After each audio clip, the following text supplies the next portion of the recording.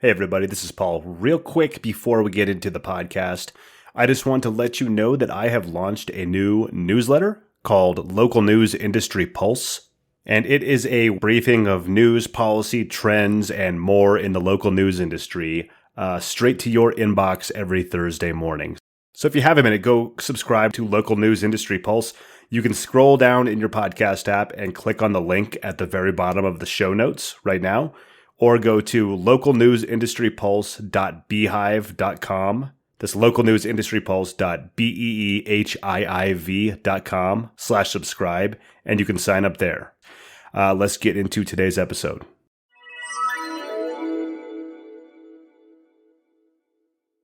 Local news does really well on social media, but meanwhile, the entire industry is not on social media. And so Towns Of started out as just a hyper-local social media page. And I realized if I would just convert the local news stories to a video format, I would go crazy viral. And so I started doing that. And a year later, I have 140,000 brand web followers, and I reach about 2 million people organically on social media per month. This is Small Press Big Ideas, a podcast about the business of local news in the United States. I'm your host, Paul Gewirtz.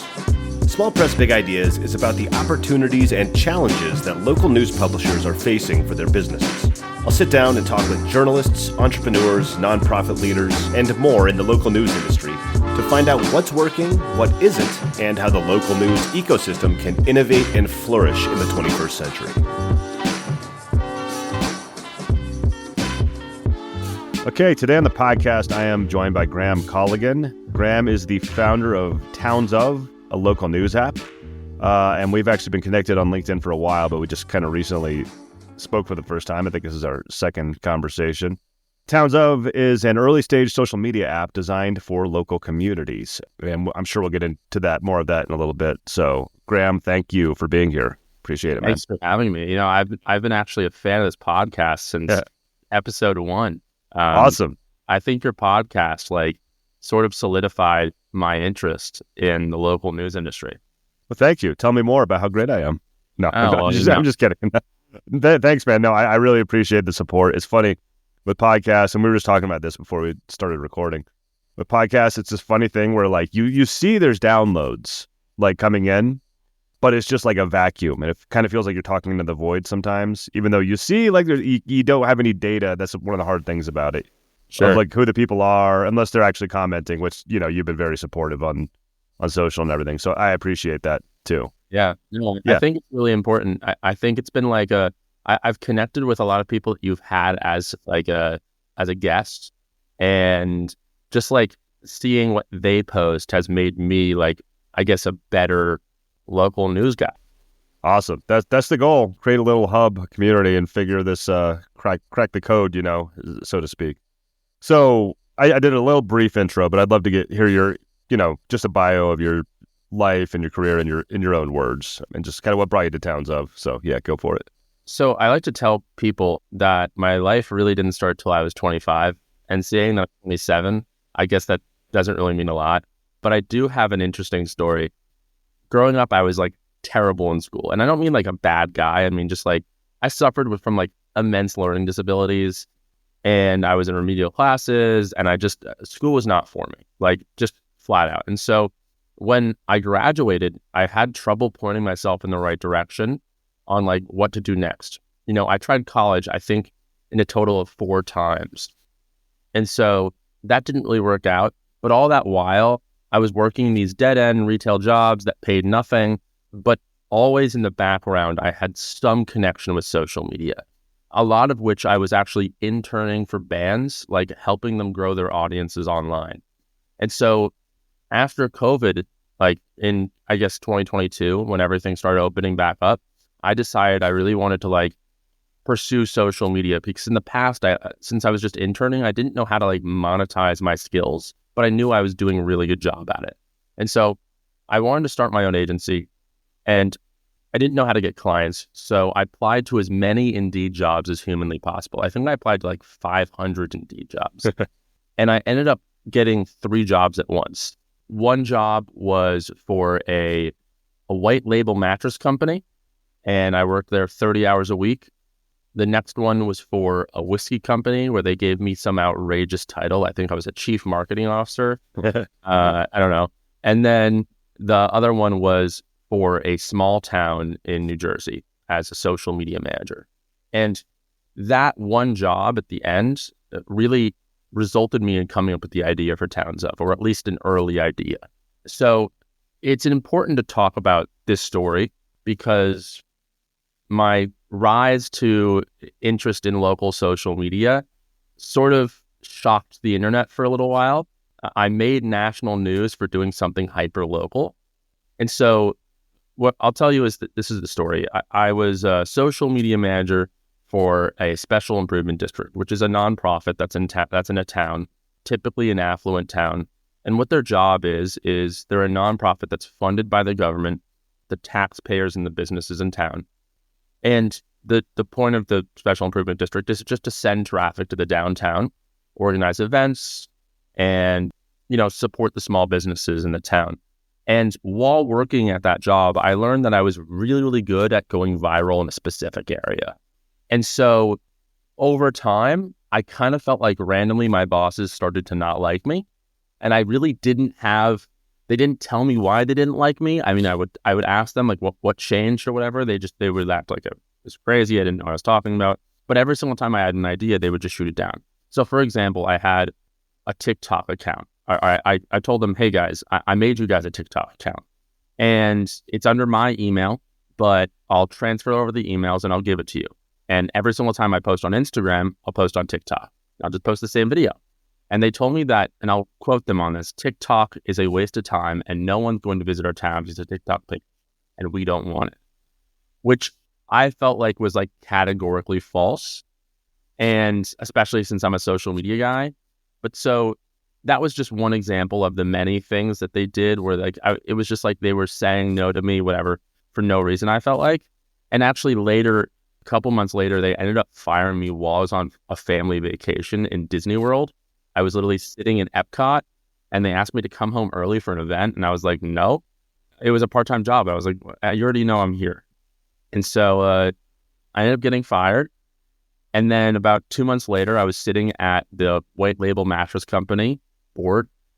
And I realized that I could just make a TikTok on this TikTok account that I made for them that they told me that they didn't want. And I thought it would be a funny little troll. And I posted a video that said, I am the social media manager for this town in New Jersey. I'm not going to name the town right now. I'm social media manager for this town. I was fired, but I'm still logged in their TikTok account, LMAO. It ended up getting 500,000 views in 6 hours. So that was kind of a shock. And, it was on the front page of Business Insider. It was on the front page of Yahoo, Fox, Engine.com, Patch, essentially all the majors and then all the ones that are local. And I didn't address anything in the video. I ended up just taking down all the videos because I was really afraid that like the SEO for my name was going to be destroyed and I was never going to be able to get a job ever again. But that experience made me primed because I was like, I realized one thing from that. I realized that local news does really well on social media, but meanwhile, the entire industry is not on social media. And so Towns Of started out as just a hyper-local social media page. And it was like 3 or 4 of them. It was Towns Of, and then a county or a state. So it'd be like Towns Of Bergen County, or Towns Of Bergen. And I started that account and I realized if I would just convert the local news stories to a video format, I would go crazy viral. And so I started doing that. And a year later, I have 140,000 brand-wide followers and I reach about 2 million people organically on social media per month. So that's Towns Of, or at least that's the beginning story about how I created Towns Of. Very cool. So I had written down about your relationship with social media, but you said you've kind of always been, interested in it. And I also wonder your take on this.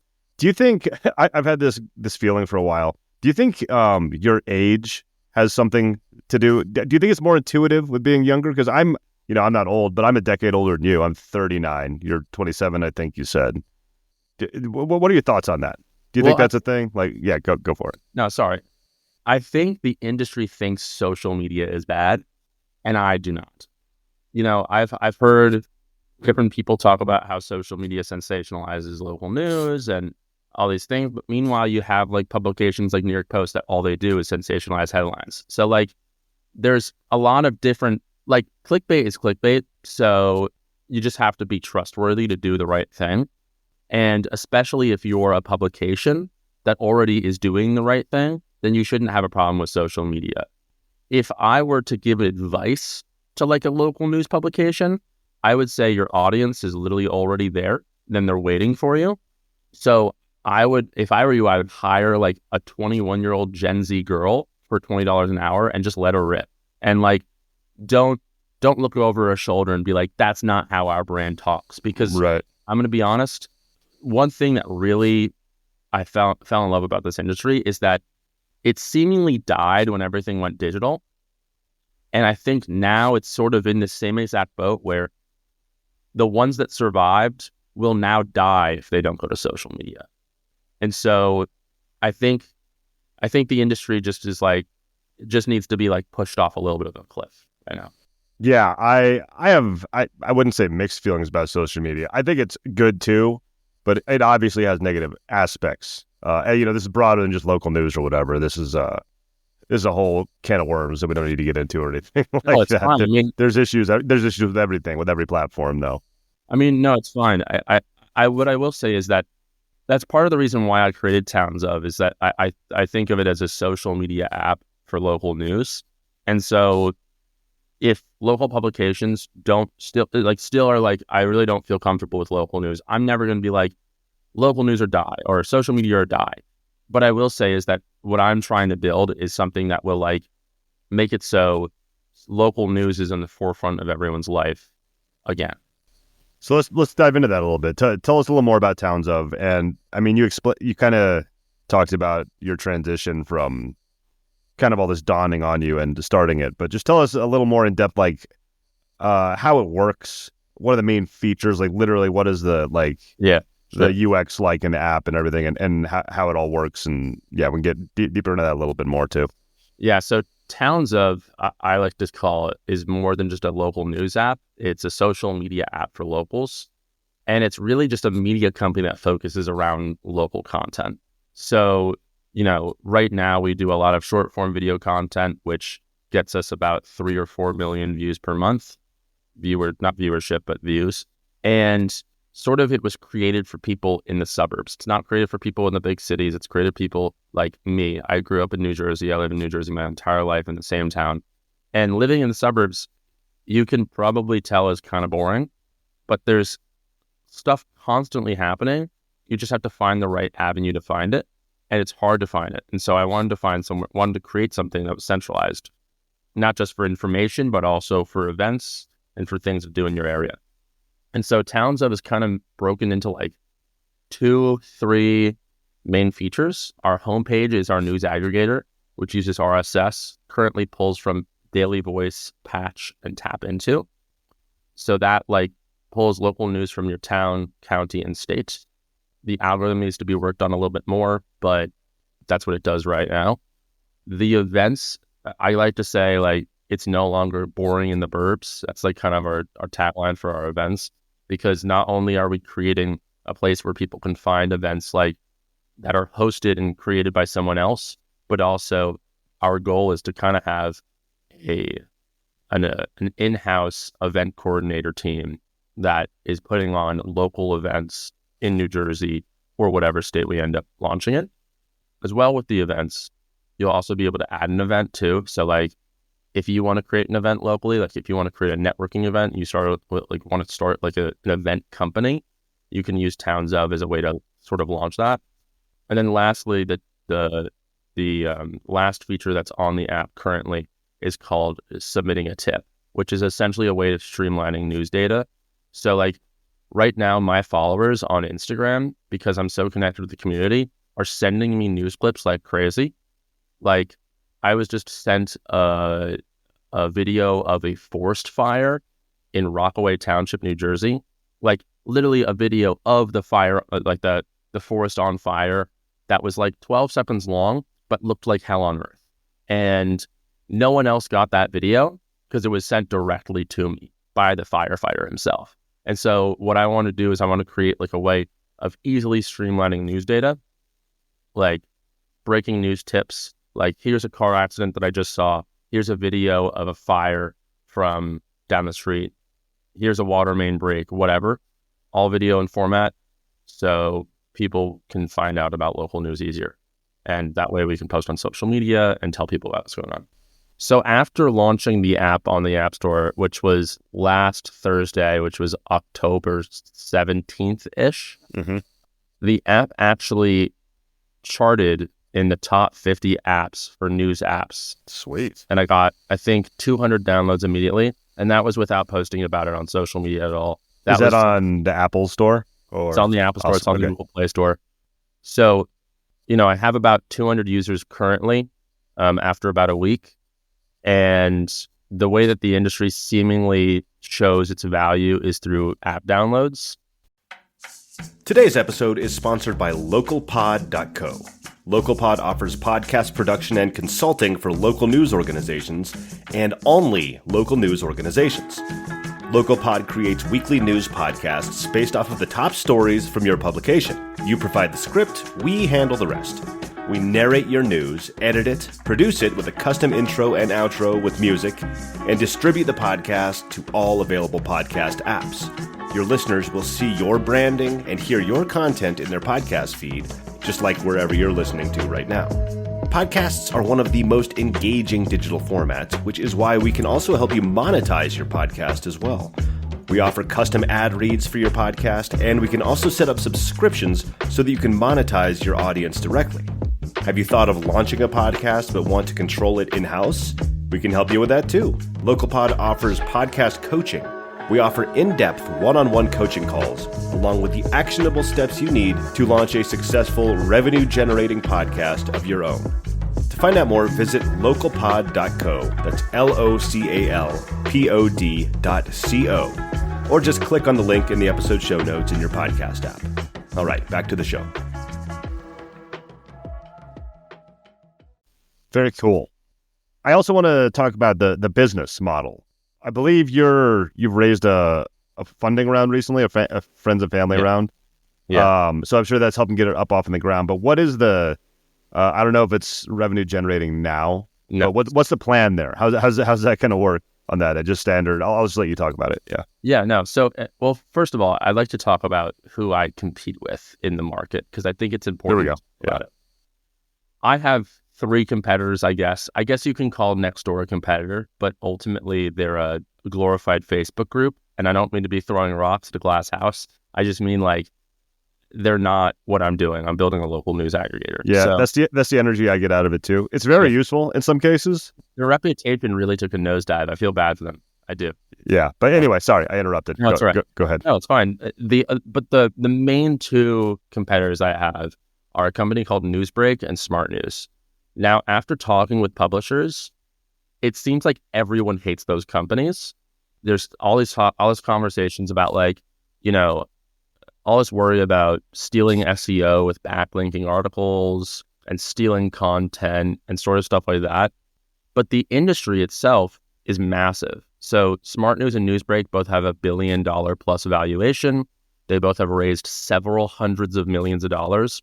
The higher valued one is Smart News, which is valued at $2.1 billion, raised $400 million, $70 million in debt, only makes $21 million a year, and only has 20 million users.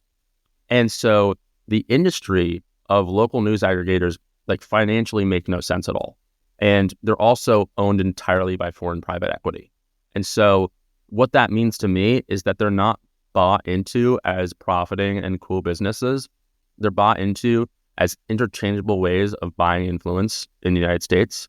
And so that's also the other interesting thing about the industry that I found interesting is that at one point SoftBank, one of the largest Japanese private equity firms, owned up to 780 local newspapers in the United States. I mean, that's crazy. And so that is crazy. The industry is owned, it seems like primarily from foreign private equity. And so how my business model works is I want to not only build upon what Smart News and Newsbreak have done, but also include a dozen other ways of monetizing. So because we're a media company, we're going to be doing outside monetization. So that's YouTube, that's TikTok. We're already making some money on TikTok, very little, but essentially just creating long form content about New Jersey. And there's enough people. There's 9.5 million people live in New Jersey. There's enough people who care about New Jersey to watch that stuff. Also exclusivity rights, which is essentially bringing back sort of the idea of having like bringing back a local newspaper. So the idea would be selling exclusivity rights to like someone like Patch, for example, on like a specific category for a specific town. So like Patch gets all the politics related content in Hoboken or something like that. But that's not delivered a lot larger. Ticket sales being part of the events. And then lastly, part of my next raise, I'll be working on a way to help monetize the industry in a better way. Like on platform ads, everyone's doing it. The only way a publication makes more money is by selling more banner ads, essentially. And so I don't want to talk about it too much on here. Essentially what I'm doing is I'm working on a way to help monetize other publications, because the only way that other publications make money is by selling more banner ads on their websites. Gotcha. Interesting. Yeah. No, I could see how the challenge to me, I always think of with these kind of companies is like, it could totally work. It's almost just like a scale thing. You kind of have to get, you know what I mean, to make it a big business or whatever. It's just, that's the hard part. But the other thing is there's built-in audiences of billions and billions of people on social media. So right. And so also is the important thing to talk about is that, you know, I don't want to hyperscale. So my competitors hyperscaled. They like essentially immediately switched on all of the United States. I'm launching in just New Jersey. Then the goal is to launch in Pennsylvania and New York. And then over the next 2 years, I want to be in like 12 states. So I don't want to be like the local news aggregator for the planet. I want to be the local news aggregator for like the East Coast, essentially. And really just the East Coast right now. I think that's a good move because, so I think one thing that's become clear to me from talking to people is, especially lately on this podcast mostly, is that in many cases, like local media, local, quality news coverage is very, it changes from location to location. There's different things going, there's different variables happening, you know? So I think the slow and steady brick by brick approach you're doing, I think you're going to learn a lot, and I think it's going to be much more robust if you go that way. I did want to go back to something you said earlier when you said that you got really good at going viral locally. I was wondering if you could speak on that a bit. Give me some tidbits or lessons or what you think about when you're looking to do that, and maybe what your hit rate is. I don't calculate my hit rate, but what I started to just do on LinkedIn is I already do on my Instagram story. Like if you look me up on Instagram, Graham_Colligan, I essentially give away free information rights about my company constantly, which whatever. Like I tell you guys like, oh, I did this many views today, and I started posting it on LinkedIn. So yeah, I've seen that. I've seen that on Instagram. Primarily, I do on Instagram. I do about anywhere between 60 to like 150,000 views per day, and that's from building up an audience over the last year. What I would say is that social media platforms, there is something in their algorithm that at least prioritizes local content. Now, how you deliver the local content is up to you. I'm not going to tell you to start making videos. Don't, if you want to do TikTok dances, cool. But like, what I will say is that what matters is that you start. And so for some people, it might be, I like text on my images and I like to have my logo on my image and all these things. But like, really what I think is the most important is that what you'll see over the next decade, I believe, is the biggest publications being on the rise because they're heavily on social media. There is someone who I don't have any connection with, who I like her work a lot, and I think you should reach out to. Her name is, I don't know her actual name, but she runs a company called The Montclair Girl, and she has. I've seen that before somewhere. She's got similar like sort of following to me. She's got a little bit. I think she's got a lot more followers than me. She started like 10 years ago. She's been kicking ass in Jersey, but She's got a pretty solid website. solid. I just pulled it up She's here. got the Blair girl, Yeah. the Hoboken girl, the Jersey City girl, the Bergen County girl, the Catskills girl. There's what I'll say is that there's a lot of these publications that are just building off of social media who are making a ton of money and also doing a killer job while doing it. So you want to connect with the younger audience, go on social media. That's great. People discount the younger audience too, and both like as an audience and just it's just something I've seen. I forget who I was talking to, and they were saying or we were talking about how Gen Z. I'm guessing you're Gen Z. I don't know what the qualifications are. How they get a bad rap. Everybody's like, oh, they're lazy and they're emotionally weak and all this stuff. I'm like, every like 24-year-old I know that I interact with, they have their shit so much more together than I did at that age. And you know what I mean? Like maybe they have different challenges that our generation didn't, and you know every generation does. But it bugs me when I see that. So kind of piggybacking off that, how to go viral and how to think about that. Another issue with social media that I've seen just working with clients and everything is, the Metas of the world have some of the smartest people in the world really focus on keeping all that money in their ecosystem or having you pay for your audience. Yep. So when you do go viral or, you're having a lot of success on Instagram or wherever, do you have any strategies for retaining those eyeballs, getting them to a news email list or something like that, getting that first party data? That is literally why I started Towns Of in the beginning. Was essentially I was like, I want to create a platform that I can send all the social media traffic to that will be able to I was spending essentially the last year building a manual aggregator, so I knew people wanted local news. And so what I was doing is I was essentially building like an audience gatherer for local news, and I'm using social media as my customer acquisition tool. So I think if you have a social media page and you don't have a way of having them immediately sign up to your newsletter on it, I think you're wasting your time. I think that there has to be some way of getting people off of Instagram to your site. There's a bunch of call to action things. You can leave things in captions. You can tell people, oh, read more here, blah, blah, blah, blah. But, for Towns Of at least, my goal was all right, since I know a lot of people might listen to this and be like, I'm not going to create an Instagram page, and that's fine. I am building the platform that will make up for you not having social media. That's my goal. My goal is to essentially create a platform that sort of people can feel connected on and people can be delivered news.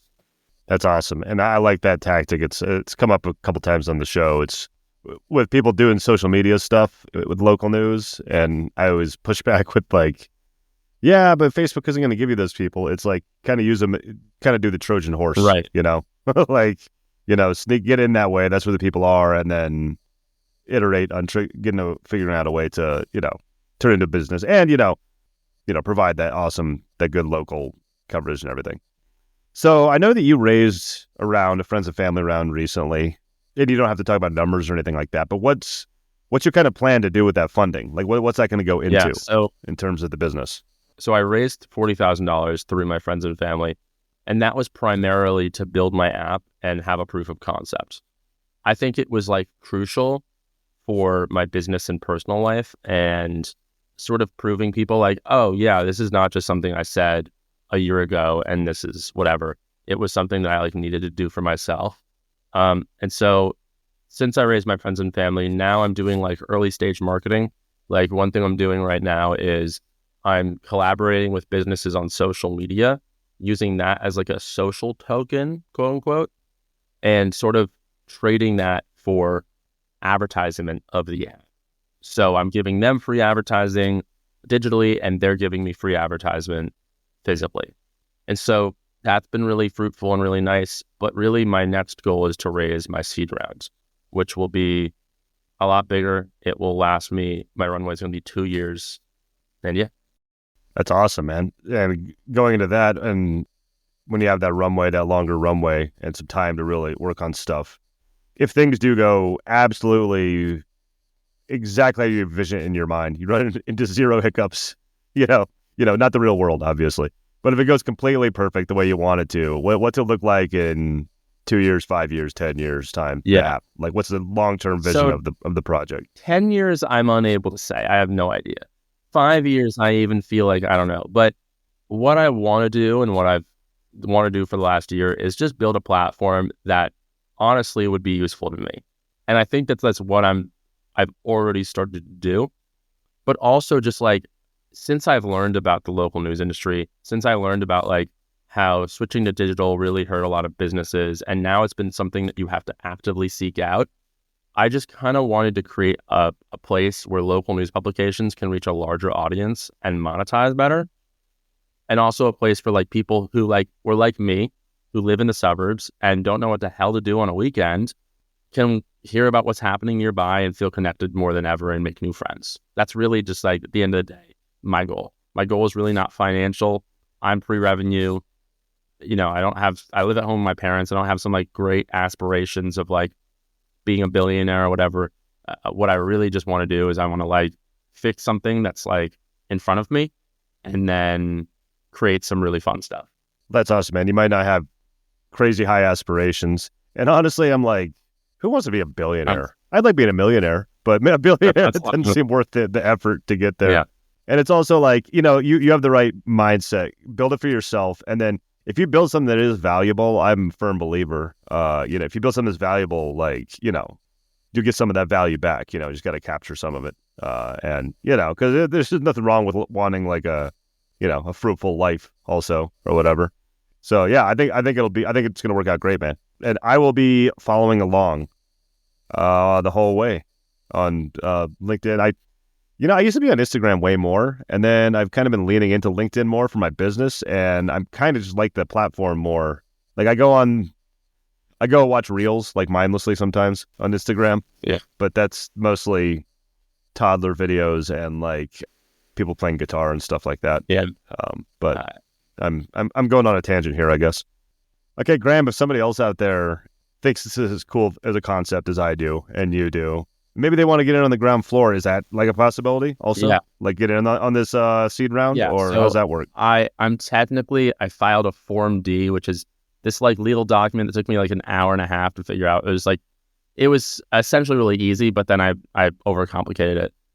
I don't know if I'm legally allowed to like promote that I'm raising money. Oh, whoops. My bad. I brought that up. Sorry. Yes. You can reach out to me on LinkedIn. You can message me on Instagram. I am doing something with money over the next 2 years. This is not financial advice or a call for investment, by the way, but just if there are a hypothetical person out there we're interested, right? If you want to write, I can. Okay. Cool. Yeah. I think it's good to get out there as well.